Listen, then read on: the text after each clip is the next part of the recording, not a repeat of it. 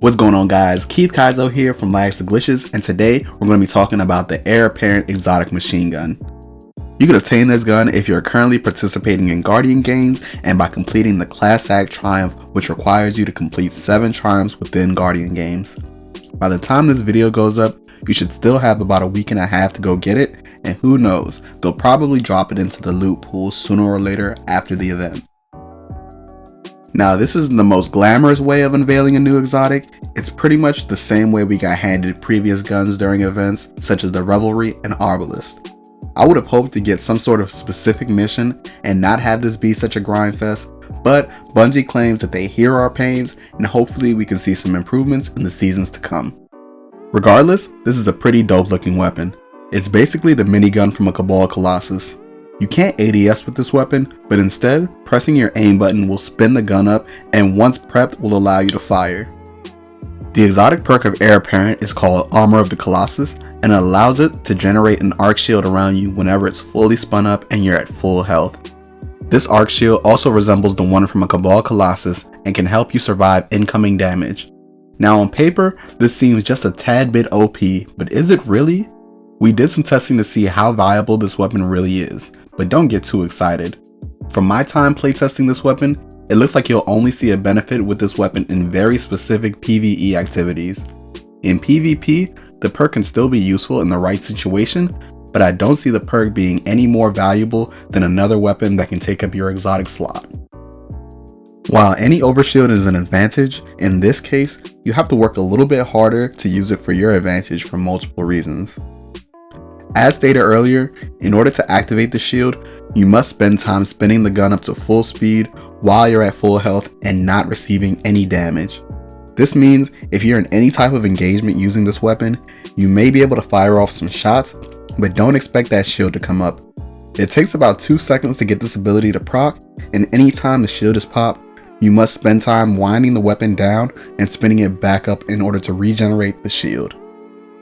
It also limits your range of motion while inside the shield. You can't sprint, and if you try to use any movement abilities like dodge or Icarus dash, the shield will still follow you for a short moment but then disappear by the time you can gather yourself to make another move. You are able to double jump though, and while playing on my Warlock, it was pretty fun suspending myself in air for a little while and raining down hell upon my opponents. Since you can't ADS, it'll be a little bit hard to get those headshots, but the spread and recoil of this gun isn't too bad to manage.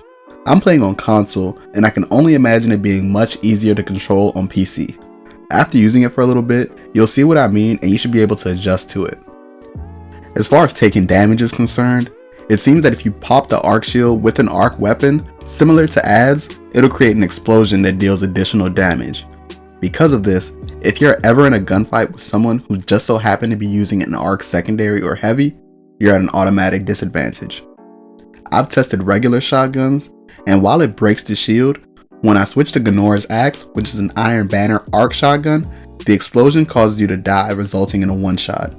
But the chances are, you're not going to be going up against anyone with a Soul Survivor, Gnor's Axe, or probably not even an arc hardlight after the recent nerf. Beware of the Viking VIGIL and the multitude of fusion rifles though. Here are a few things that the shield cannot tank though.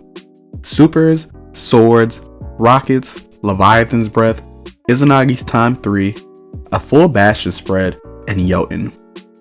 I'll let this footage play out in the background with info on which weapon was used, and while I didn't have time to test everything, with this list of things that it cannot tank are the list of things that it can. It can essentially help you out in almost any one-on-one gunfight with someone who's using a primary, keep you from getting sniped from any non-arc sniper, and help you survive grenade and melee damage. I think this is super useful when you're in a situation like this, but if you're going up against more than one person who's halfway decent, they'll still be able to take you down with ease. Overall, I think this is definitely a step in the right direction when it comes to designing new exotics, but if you were to ask me if it was worth the grind, I'd say it's debatable. I personally like obtaining new exotics to add to my collection, but I don't think this one would be game changing in the slightest. But who knows?